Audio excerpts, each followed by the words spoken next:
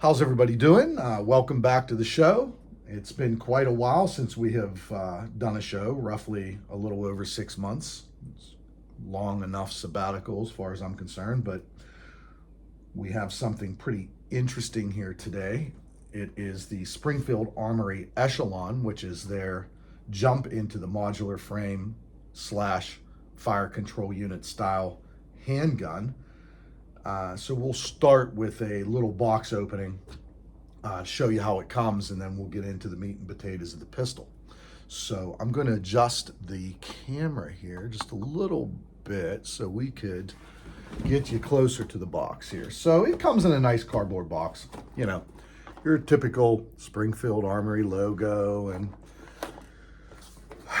the make, model on the side, and then we'll open it up here, and this is where it gets pretty interesting because normally I'm used to a hard case. In this situation, we have a nice soft case, and I'll tell you what, I think that this is far more useful than the hard case. You can throw this into your range bag, yada, yada, yada, and it's a little more compact. Before we open this up, there's a little accessory box here. In the accessory box, you have different style back straps for your grip module. They're not marked, so you're really going to have to eyeball which ones are larger or smaller, and along the one, you know, that comes in the gun. Your obligatory lock and a magazine with an extension on the bottom. Now, the magazines are marked 17 rounds. There should be a smaller one in the gun, but what Springfield Armory does do is give you another plate, the metal base plate and then the plastic extension, so you can take the smaller magazine and extend it similar to the second magazine that they offer. They have a magazine loader, help with ease, give you a little warning, caution, pamphlet here, a target to show that the weapon worked, and groupings are pretty tight, and you know who did it up top. And lastly, it has a pin set, and I believe that this pin set, and there should be several pin sets, to be honest with you. I think that there was more than one pin set when I opened this last, but the pin sets are used for the reflex sights.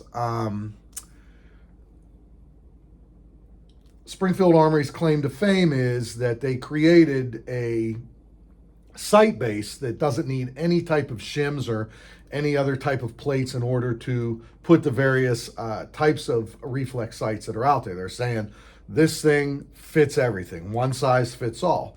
So I would believe that these pins would be in order to adjust that or put that together in some aspect. So I'm going to put these small pieces back in here along with the lock, and then we'll get into opening up the main case for the gun we're ultimately excited about. So we shall open this up, and you have the weapon with one magazine. Here's the smaller magazine, which I suppose would be the standard 17 round with the standard base plate. I have a little bit that I'm going to say about this later, but this is the offering. You get 2 magazines with the weapon and the base plates. The weapon has a bore plug in it, which is pretty much standard. So we will lock the slide back, take this out, make sure this weapon is unloaded. Do a manual check, finger check. Weapon's unloaded. And I have to say, wow, me readjust this here just a little bit.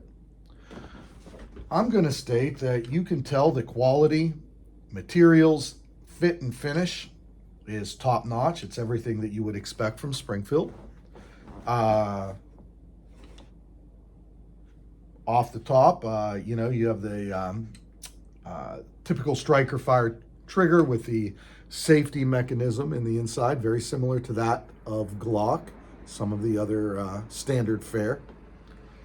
Again, this is 9mm. I believe that this is the only caliber that this weapon is being manufactured in currently.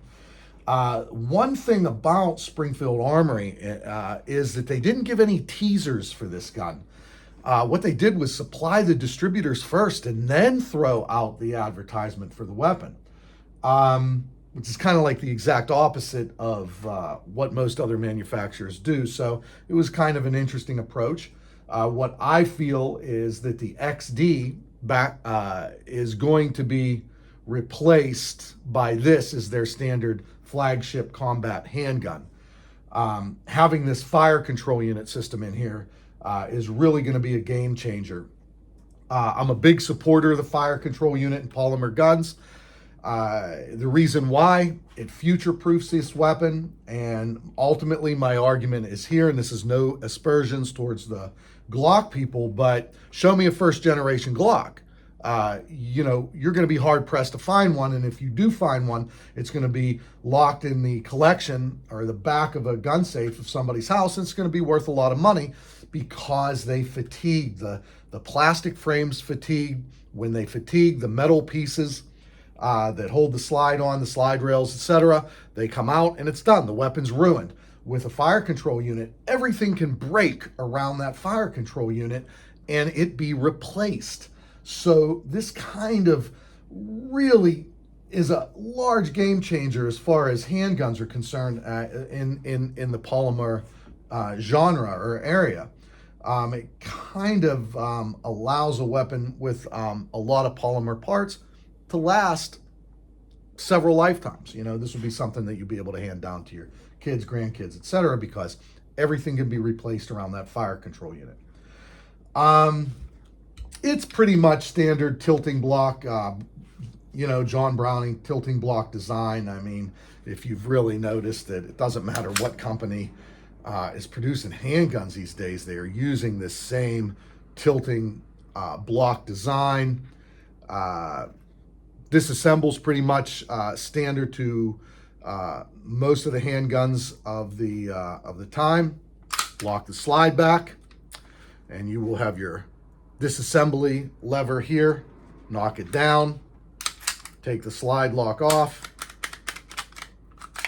and it comes off without depressing or pressing the trigger like the Glock does. So it disassembles simply by taking the taking this lever here and one turn of it, and bam, you have your gun disassembled.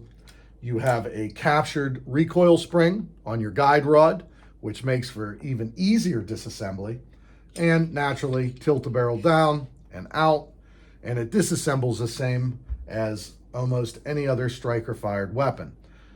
The nice aspect of this, again, is you do not have to press the trigger to release the slide after you take the slide release lever, or you know, turn the slide release lever down. It disassembles pretty easily. The fire control unit, we're not going to get in or disassemble this right now because of lack of time or conservatory of time, but you'll take your disassembly lever out and it'll pull out the same way that the SIG does, and then I believe that you push this fire control unit forward and it comes right out, and you know, you're down to the brass tacks. Quality of the polymer materials is top notch. It's you can tell that Springfield Armory didn't spare any type of unnecessary expense as far as materials are concerned. I will make note that though this comes with a Springfield Armory badge, HS Product in Croatia is the one who is actually manufacturing these pistols. It's marked on the slide right here. I mean, it's pretty black and white that this is the birthplace is Croatia. So you know that there's some type of manufacturing agreement between Springfield and the Croatian company. Assembly is pretty much the same. You have your captured recoil spring. The front is pretty easy to figure out. It has a little bit of knurling on the tip here, whereas the part that stays inside the weapon is pretty plain Jane. Slide it right in here, and then there'll be a notch right on the barrel. It's really not that difficult. She kind of pops right in, and we will rack the slide, put the slide catch on, and the disassembly lever back up into the lock position. Rack the slide a couple times, and the weapon's back together. Easy peasy, lemon squeezy.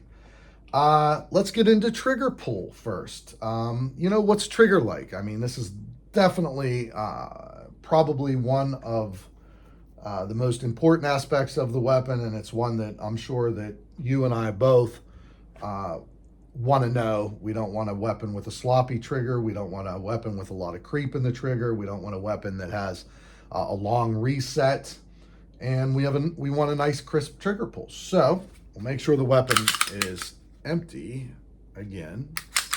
2, 3, visual inspection, drop the slide. All right, so bring the weapon up. We'll take up the creep. You can see, I'm going to do this lefty so you guys can actually see. You can hear that trigger. I mean, I press that trigger pretty quickly, so the trigger pull is very light, but this is as much creep as you got. Now, I will press the trigger so you can see it's nice and crisp. And the reset, watch the reset. You can hear the reset there, and bam, you are right up on the wall. I'm going to say for a polymer pistol, without shooting it, it's pretty impressive. It's a really nice trigger. I'm actually looking forward to get a little bit of gun time on this to see how she performs, through some paces on the range. It's an amazing little trigger. I think that it is almost as good as the VP, and it is miles away from a standard Glock trigger where you'll get a little bit of snap there. You're not getting this, and there is no creep. Really well-made trigger. I think that it is far better than the Israeli Masada. I think it's a little lighter than the Steyr modular frame pistol, and it's definitely a lot crisper than the SIG P320 series. So I think that you're going to be happy with the trigger pull. This one I purchased with night sights. They're nice metal sights. You didn't get the cheap seats here. Standard tritium. They set a little bit higher than standard sights, and you got your pick rail here for lights or whatever accessories that you want to put on there, and you get nice serrations, nice cuts, fore and aft, tip and butt. They're nice and thick. They look pretty nice. And then one of the other aspects is how they cut this slide. They made it narrow. I mean, this weapon, as far as concealed carry, is probably going to be a real treat. And the way the grip feels, you don't have any aggressive finger grip grooves up front, and the back strap that the weapon came in fit my hand really nice. And that's not saying anything because I have little girl hands. Not ashamed of it. It's just what God gave me. Little girl hands fit on the standard grip that the weapon comes with, so I'm not going to alter that in any way. But taking these off, I believe, is pretty easy. You can press and pull. Has a little bit of a pin in there. and you have to stick your finger up in the inside and prevent this one catch from catching, so it'll release the whole way, take it off, and then you can add the other, and you could probably do that without any tools. As far as full comparison to the other guns, I'm going to say that you're probably going to get a better pistol here than what the Masada has to offer. You're going to pay a little bit more. The price point on this is going to be anywhere between $600 and $699. So you're going to pay more than with the Masada. You're probably going to be in the same price range as the P320, the Beretta APX, and the Steyr modular frame pistol. I really see this as something that the general public's going to like. I'm really excited about shooting it. I'm happy with the price point, and I'm happy with the quality out of the box. So I would have to say that it would be worth the purchase. This definitely won't be my last one. I'll end up getting a couple more. I don't know what availability of holsters is going to be. So that's going to be the next hurdle. You know how this ball bounces. You get a really nice gun, it comes up, and then you got to wait another 8 months to a year for the holster companies to come up to speed and give you something that's worthwhile to put on the side of your hip. As far as concealed carry, I'm sure that you would be able to alter or modify something out there, to use for, in the waist. But I can see this gun, making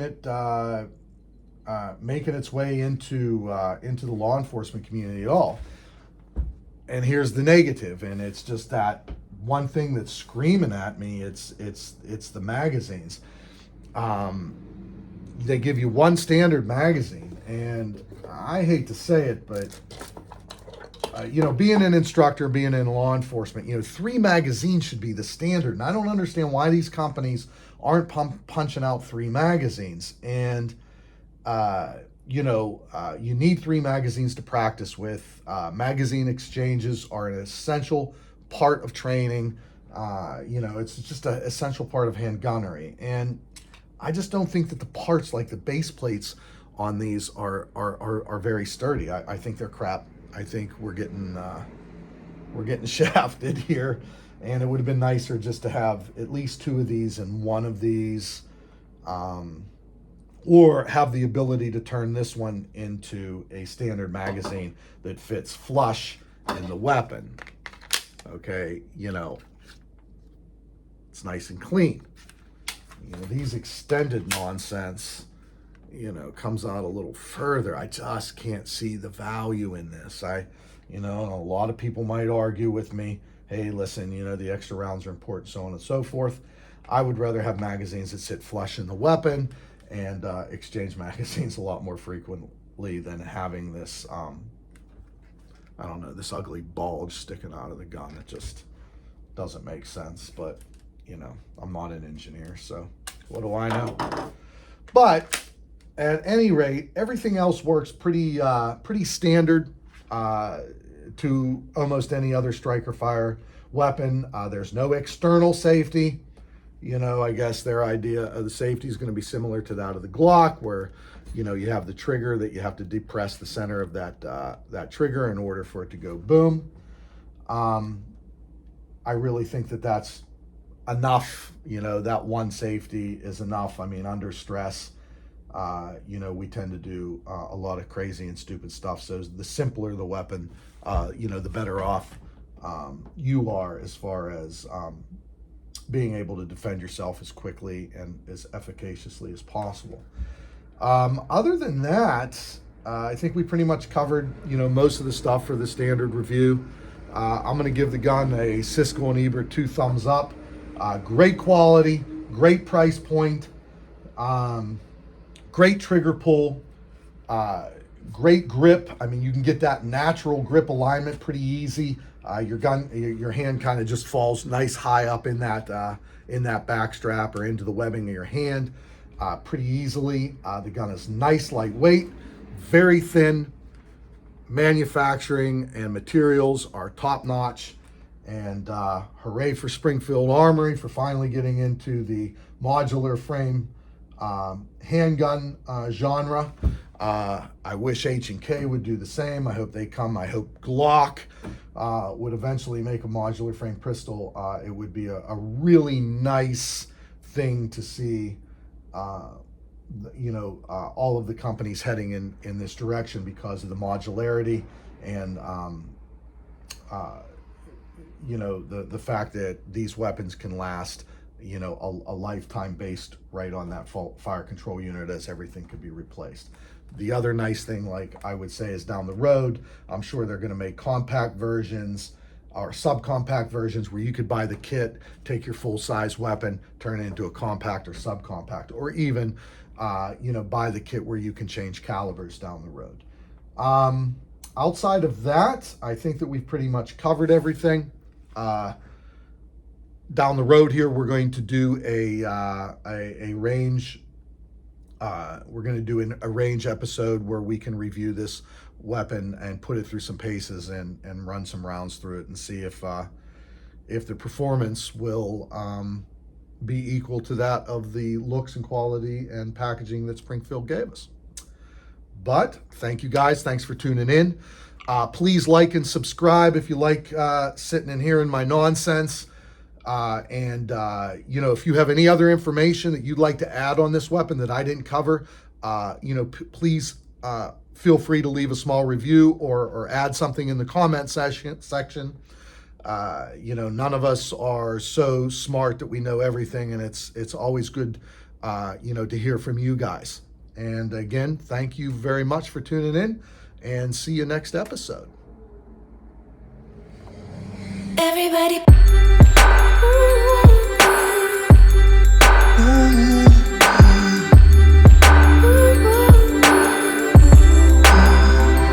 Everybody prays to God by different names. Tell me your version.